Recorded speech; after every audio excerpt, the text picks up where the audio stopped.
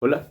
La falacia de que queremos hablarles hoy tiene dos características que nos parecen especialmente atractivas. La primera es que ocupa indudablemente el podium de las falacias más comunes, de las falacias en las que incurrimos, digamos, con mucha más facilidad. Segundo, es una falacia muy fácil de identificar, es decir, es muy probable que cuando una persona está incurriendo en ella, sabe que está incurriendo en ella, ¿sí? Y tiene, digamos, esta otra característica, tiene otro detalle, y es que cuando interpelamos a alguien, llamamos la atención sobre, oye, estás incurriendo en falacias, no podemos seguir conversando en esa misma línea porque estás cometiendo un error, le rebajan la importancia. Es como si no importara cometer esta falacia, como si fuera inocente. ¿Sí? No hay error impune en nuestro razonamiento, hay que tener en cuenta ese detalle. ¿Sí? La falacia se llama falacia de generalización apresurada. La estructura técnica es muy sencilla, digamos, el error consiste en pasar de la parte al todo, ¿sí? Conozco información de un conjunto de personas, digamos. Sé que tienen la característica, que un conjunto de ellas tiene una característica. También sé que tiene otras características, A, B, C o D, pero sé que tiene una característica X. Me interesa mucho resaltar ese hecho y a partir de esas dos informaciones, hay un conjunto de personas que tienen característica X, pero también tienen otras características. Yo obvio las otras características y afirmo el conjunto de personas Y es X, ¿sí? Traducido pues a los ejemplos cotidianos, conozco características de un conjunto de personas de derecha, ¿cierto? Que tienen favores, digámoslo así, se benefician o están de acuerdo con el sistema de gobierno.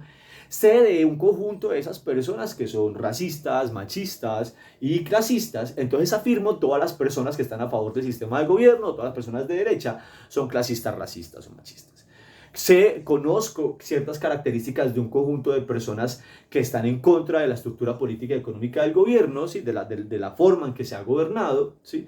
Y sé de algunas de esas personas que se han manifestado abiertamente de izquierda, entonces manifiesto públicamente que todas las personas que están en contra de la propuesta del gobierno son de izquierda. Sé características de algunas personas que pertenecen a movimientos feministas, sé de algunas de ellas que desean acabar con los hombres y matarlos, y entonces digo, todas las feministas buscan matar a los hombres, ¿sí?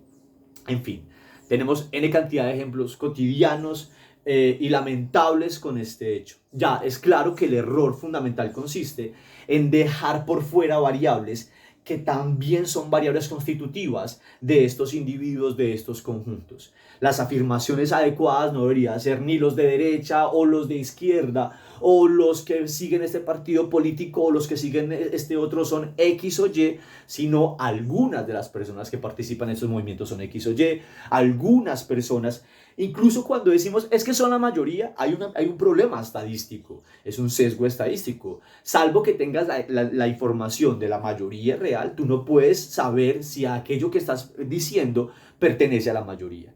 Entonces, el asunto fundamental es que la obligación nuestra es ajustar nuestros juicios a la evidencia. Si yo no tengo evidencia de que todas las personas que votaron por este candidato tienen estas ideas, yo debo solamente afirmar a los límites de lo que puedo demostrar. Ahora, ¿cuál es el problema con la segunda característica de esta falacia? ¿Cuál es el problema con que sea tan fácil de cometer y con que la gente diga, bueno, sí, todos no, pues, algunos no? Con que rebajen la importancia de eso, la narrativa social, ¿sí? Eh, las ideas que reinan son las ideas de quienes reinan, ¿cierto? Es como una idea o una expresión que está en un libro de Ionesco que tal vez valga la pena poner en cuestión sobre las ideas que tenemos en mente. A las personas, a algunas personas les conviene que ciertas ideas estén entre nosotros. Nuestra tarea es simplemente revisarlas, es simplemente revisarlas. Si en el relato queda, por ejemplo, fácilmente el hecho de que toda esta población X o Y, o que todos los participantes de este grupo político son X o Y, o que todos los votantes de un país quieren la destrucción del mismo, cuando la evidencia es todo lo contrario. La evidencia es, por ejemplo, en el caso de las elecciones recientes, que como mínimo el 40% de un país ha manifestado abiertamente su decisión de cambio, mientras que otros han manifestado probablemente una necesidad de continuidad y hay otro porcentaje que no sabemos muy bien dónde está. Yo no puedo construir narrativa diciendo que todo el país es esto, que el país me decepcionó, que el país ha decidido el camino de... Porque es una generalización apresurada, es grosera, pero al mismo tiempo alimenta una forma de narrativa que parece conveniente. Revisar las ideas que reinan, ponerlas a prueba, exigirles a las personas que nos rodean y a nosotras mismas que respetemos las reglas del razonamiento es una de las maneras de construir no solamente otra narrativa ajustada a la realidad, sino otra expectativa a la luz de esa narrativa. Es decir, tenemos la obligación de una lectura más ajustada de la realidad. Y esto, digamos, está parado bajo una idea básica. El lenguaje no es inocente. El lenguaje tiene el poder de cambiar las creencias tienen el poder de cambiar los comportamientos, y es con comportamientos que nos movemos y que construimos una mejor sociedad.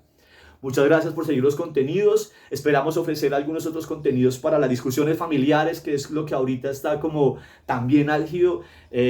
Muy amables y seguiremos conversando.